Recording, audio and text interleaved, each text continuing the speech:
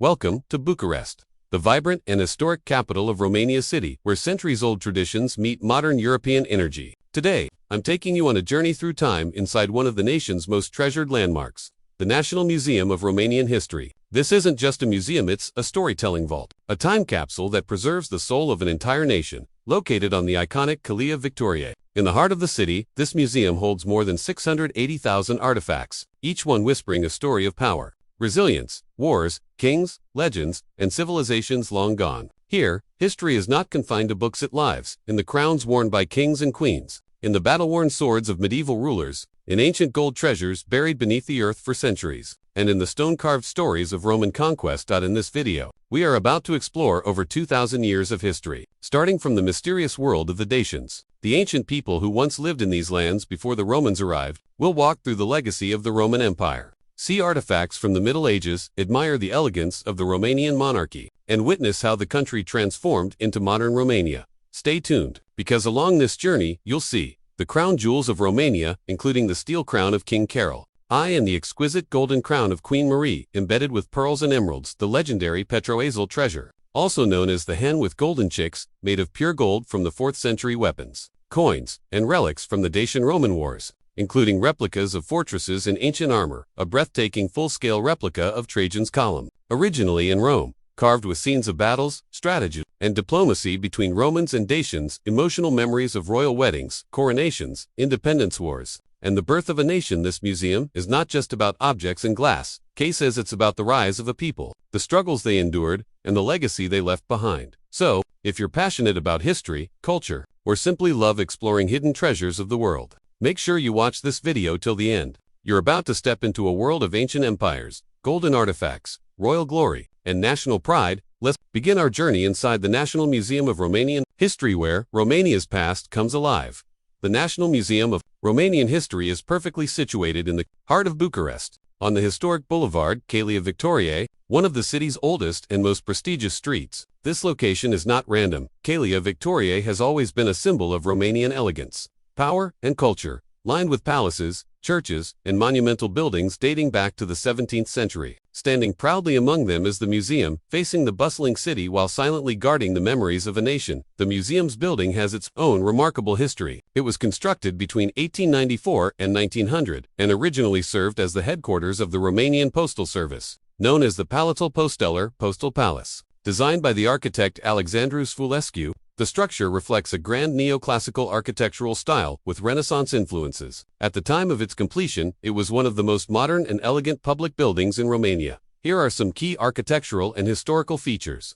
Massive Corinthian columns dominate the facade, giving the building a noble and dignified appearance. Wide stone staircases, intricately carved balustrades, and arch-shaped entrances reflect the prestige of late 19th century Romania. The exterior walls are built with carefully sculpted limestone, while the windows are high and arched, allowing natural light to flood the inner halls. A beautiful inner courtyard lies at the center of the building, surrounded by arcaded galleries, a serene space where history and architecture meet.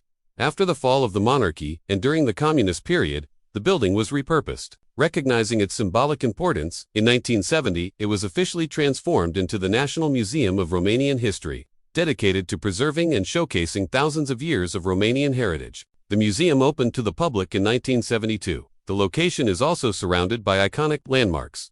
Just a short walk away is the Old Town Central Vec, with medieval churches, narrow streets, and historical inns. Nearby stands the Circul Militar National Military Circle, another architectural masterpiece of Bucharest. The Royal Palace, now the National Museum of Art of Romania, and the Romanian Athenaeum, the country's most famous concert hall, are also located along Calea Victoriei. The museum covers over 8,000 square meters of exhibition space and houses more than 680,000 artifacts, making it one of the most extensive history museums in Southeast Europe.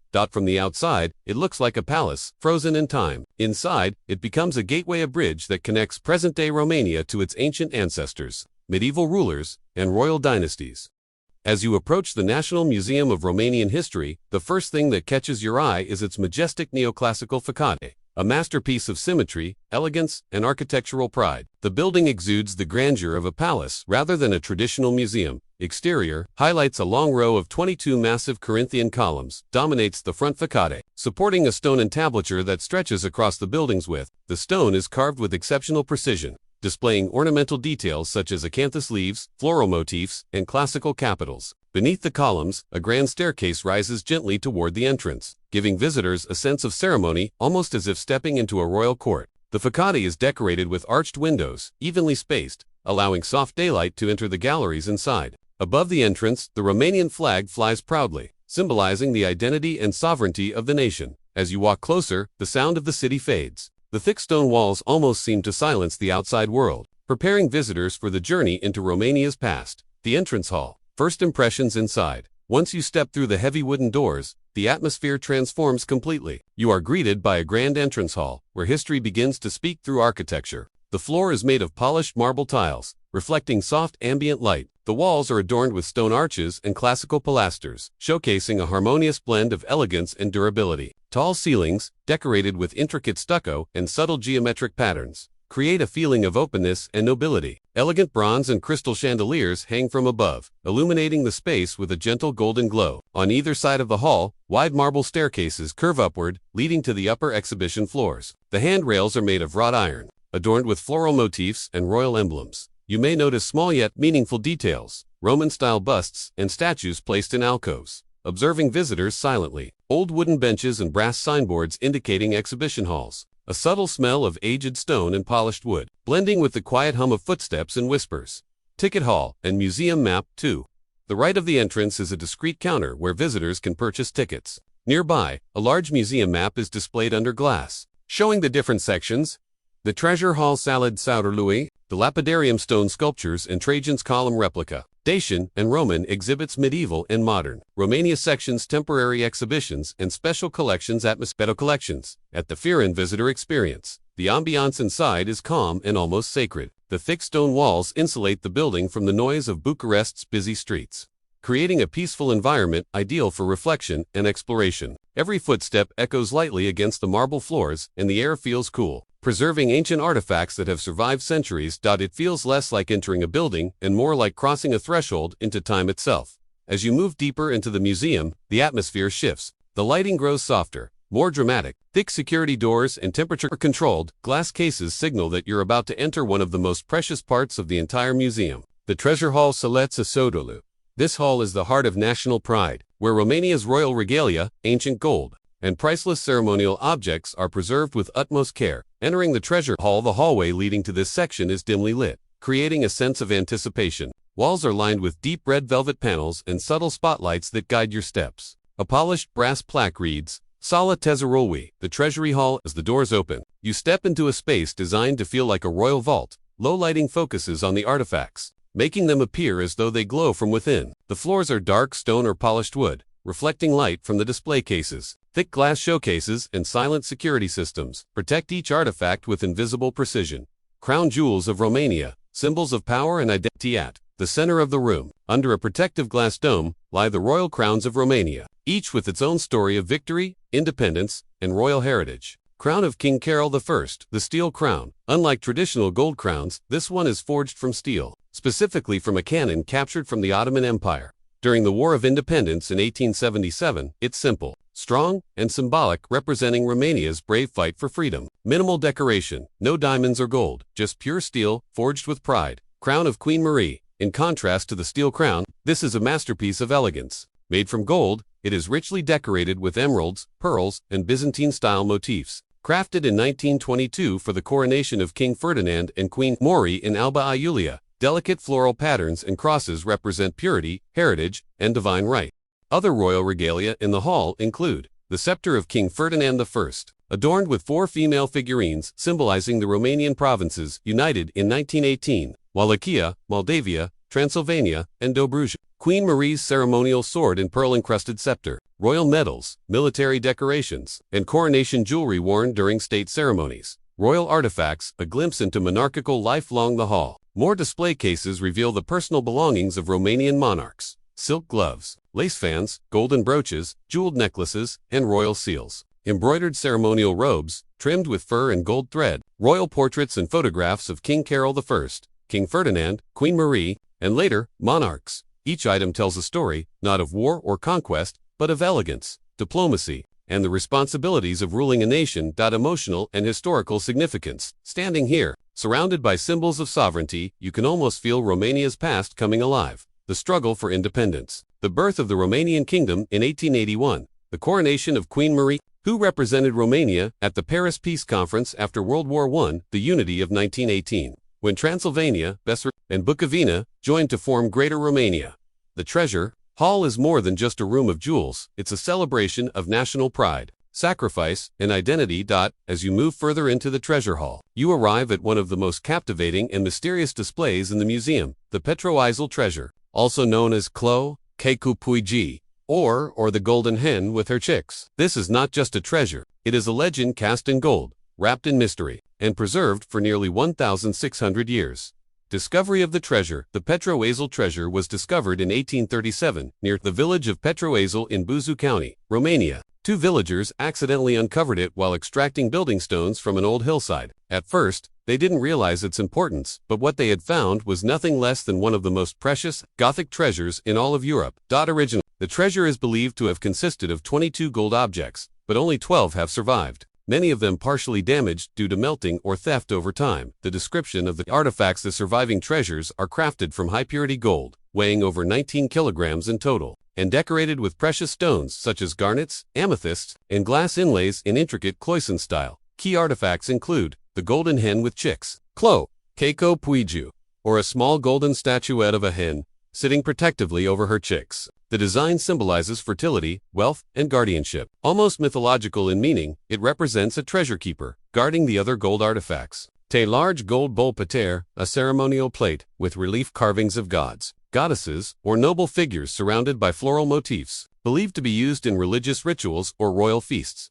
The eagle-headed fibula brooch, a large decorative pin shaped like an eagle with wings spread wide and garnet-inlaid eyes, symbol of power, royalty, and divine protection. One of the most intricate artifacts ever found in Gothic Europe, gold ring with Gothic runes, the ring of Pietroasa, a thick gold ring inscribed with mysterious Gothic runic script. The exact meaning remains debated, but some believe it references a noble warrior or chieftain. Other items: golden cups, drinking horns, necklaces, bracelets, belt buckles, and ornamented jewelry, each decorated with sophisticated geometric, animal, and floral designs. Who did this treasure belong to? Historians believe the Pietroasa treasure is of Gothic origin, dating from the late 4th to early 5th century AD. It likely belonged to a Gothic king, high priest, or noble family who lived in the region during the migration period, possibly during the time when Goths were fleeing the Huns. Another theory suggests it was part of a diplomatic gift from the Roman Empire to a Gothic leader, or it was hidden to protect it from invading forces. Display and atmosphere in the museum. Inside the museum, the Pietroasa treasure is displayed in a climate-controlled glass case, softly illuminated to enhance the warm glow of the gold. Each artifact is carefully positioned to highlight its craftsmanship. The room is quiet, with hushed whispers and slow footsteps. Security sensors and velvet ropes surround the display. A small digital screen beside the case shows a 3D reconstruction of what the entire treasure originally looked like.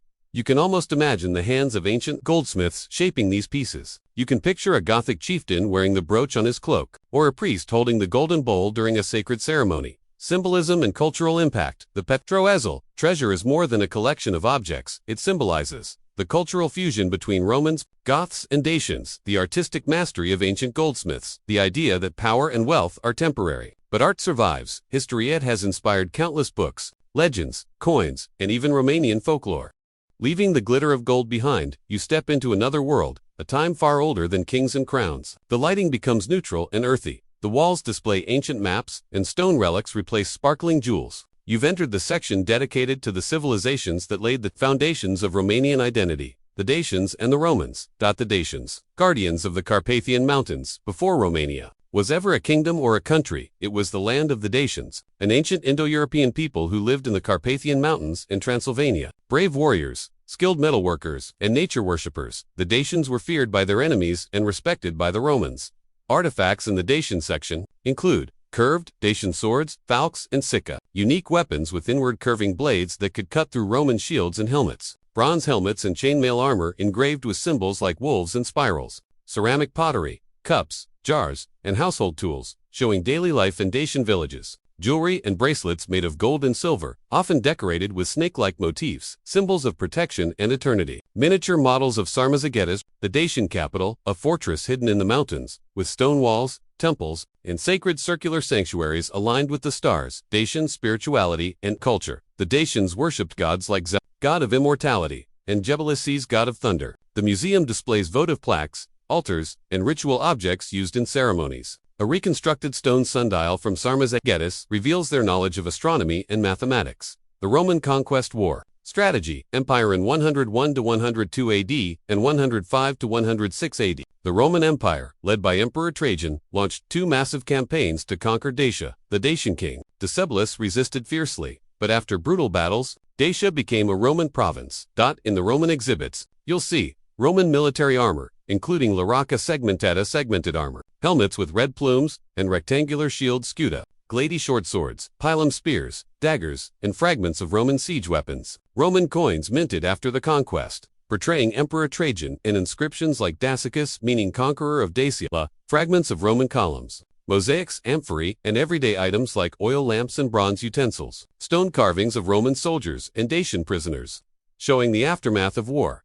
Interactive displays, digital screens show battle reconstructions, especially the decisive Battle of Sarmazegetis. A 3D animation explains how the Romans built roads, bridges, and forts across the newly conquered land. Life in Roman Dacia, a fusion of cultures after the conquest. The Romans didn't destroy Dacian culture, they transformed it. Roman and Dacian traditions blended to form the earliest foundation of Romanian identity. Highlights include architectural models of Ulpia Traiana Sarmazegetis, the Roman capital of Dacia, featuring forums, temples, amphitheaters, and stone roads, Roman villas with heated floors, hypocaust systems, and intricate floor mosaics, inscriptions in Latin showing the origin of the Romanian language, gravestones and altars dedicated to Roman gods like Mars, Jupiter, Venus, and local deities. Symbolism of this exhibit. This exhibition tells a powerful story. The courage of the Dacians, the might of the Roman Empire, the birth of a new identity, a people shaped by war, diplomacy, and cultural fusion. You understand why Romanians call their land Arda Homoniasci, the land of the Romans, and why Roman heritage is carved into their language, culture, and national pride. Now we enter one of the most breathtaking parts of the National Museum of Romanian History, the Royal Treasury, a room where luxury, power, and artistry come together. This is where Romania's most priceless symbols of monarchy and national identity are preserved, protected behind bulletproof glass, and displayed like jewels of history frozen in time. As soon as you step inside, the dimmed golden lighting and quiet atmosphere create a sense of reverence. You're not just looking at objects, you're standing before the symbols of a kingdom, of rulers who shaped Romania's destiny. Here's what you can witness in this extraordinary hall. The steel crown of King Carol I, made from the steel of a cannon captured from the Ottoman army during the War of Independence. In 1877, unlike most crowns made of gold or silver, this one is uniquely unadorned and forged from metal, symbolizing strength, sacrifice, and the birth of Romanian independence. King Carol I wore this crown during his coronation in 1881, marking Romania's transformation from a principality into a kingdom. The golden crown of Queen Marie Regina Maria, crafted in 1914. Queen Marie's crown is a masterpiece of elegance and national symbolism. Made of 22-karat gold, decorated with emeralds, pearls, and floral motifs inspired by Romanian folk art, Queen Marie wore this at the Alba Iulia coronation in 1922, when she and King Ferdinand I were crowned as sovereigns of Greater Romania after World War I. Royal scepters and regalia. The scepter of King Ferdinand I features for figures representing the historical provinces of Romania, Wallachia, Moldavia, Transylvania, and Dobruja. Other regalia include swords, medals, official seals, royal orders, and jeweled decorations gifted to foreign monarchs. Royal jewelry, ornaments, and personal items. Here, you will also find Queen Elizabeth's diamond tiaras and necklaces, Queen Marie's pearl-adorned bracelets, jeweled brooches, and silver fans, royal medals, and military honors embossed with coats of arms and national symbols. The symbolism of these treasures, these objects are more than royal accessories. They symbolize the independence of Romania from the Ottoman Empire, the unity of Romanian territories after World War I, the identity and pride of the Romanian people. Every crown, every gem, every scepter tells a story of a nation defined by courage, sacrifice, and the dream of unity. Welcome to one of the most mesmerizing and mysterious parts of the National Museum of Romanian History, the Treasury of Ancient Gold, where the brilliance of ancient craftsmanship meets the secrets of civilizations long gone. This section showcases treasures that once belonged to the Dacians, Romans, Thracians, and migrating tribes, many of which were buried underground for nearly 2,000 years before being rediscovered. Dim lighting, reflective glass cases, and spotlights focused on pure gold objects create an atmosphere of awe, as if you've entered the treasure room of an ancient king. The Pietroasa Treasure, the hen with golden chicks. discovered in 1837 near the village of Pietroasa. This treasure dates to the 4th-5th century, most likely belonging to the Gothic nobility. The original treasure consisted of 22 gold objects, but only 12 have survived. The most famous piece is the hen with golden chicks, a golden bird with small chick figures, believed to symbolize fertility, wealth, and protection. Other objects include golden bowls with intricate carvings, gem-encrusted pendants, royal fibulae brooches decorated with garnets, drinking cups used by Gothic leaders or priests, Dacian gold bracelets, unique spiral-shaped gold bracelets from the 1st century BC, belonging to Dacian nobility and priests. Each bracelet weighs up to 1 kilogram of pure gold and is decorated with wolf heads, serpents, and sacred symbols. These bracelets were discovered in the Arasti Mountains, near ancient Dacian fortresses like Sarmazagadis, Reggio Emilia's version of Machu Picchu. Roman coins and treasure hoards. You'll also see vast collections of Roman denarii and aurii, some stamped with the faces of emperors, like Trajan, Hadrian, and Marcus Aurelius. Coin hoards were often buried by soldiers or merchants during wars to protect their wealth, but never recovered. Some of the Roman treasures include gold medallions gifted to high-ranking officers, silver tableware with mythological engravings, legionary weapons, and fragments of Roman armor. Symbolism and legacy. These gold treasures tell a deeper story of Dacian spirituality, where gold was seen as divine metal connected to the gods; of Roman conquest, where treasures were taken as spoils of war; of cultural fusion, where Dacian, Roman, and Gothic influences blended into the identity of early Romania. Now, we arrive at one of the most iconic and visually stunning exhibits inside the National Museum of Romanian History, the full-scale replica of Trajan's Column. This masterpiece is a monumental storytelling sculpture, a stone documentary carved in spirals, showing the dramatic events of the Dacian-Roman Wars, 101 to 102 and 105 to 106 AD. The original column stands in Rome, built between 106 to 113 AD by Emperor Trajan to celebrate his victory over the Dacians. But here in Bucharest you can see an exact replica, divided into sections and displayed at eye level, allowing you to observe every tiny detail that would be impossible to see on the real one in Italy. A spiral story in stone. The replica is nearly 40 meters long if unwrapped, containing 155 detailed scenes and over 2,500 human figures, all carved in white stone. It tells a chronological story of the wars between Roman Emperor Trajan and Dacian King Dacian. You'll see scenes of Roman legions building bridges, forts, and war machines, diplomatic meetings between Trajan and Dacian rulers, fierce battles in forests and mountains, the suicide of King Decebalus to avoid capture by the Romans. Key highlights to look for: the Danube bridge scene, Roman soldiers constructing a massive wooden bridge over the Danube River, designed by the engineer, Apollodorus of Damascus. The Dacian fortresses, carved depictions of stone fortresses resembling Sarmazagadis, Regia, the Dacian capital in today's Carpathian Mountains. Roman tactics and engineering.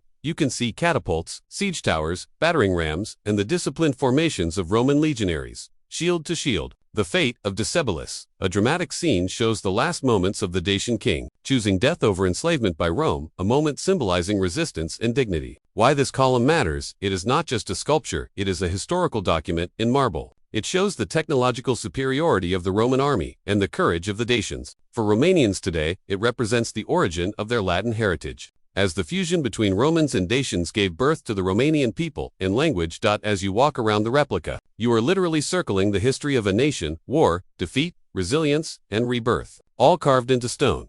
As we move into the final section of the museum, we step into a time of transformation, the era when Romania evolved from a collection of principalities into a modern European nation. This part of the museum showcases the events of the 19th and 20th centuries, filled with revolutions, royal triumphs, wars, and the dream of national unity.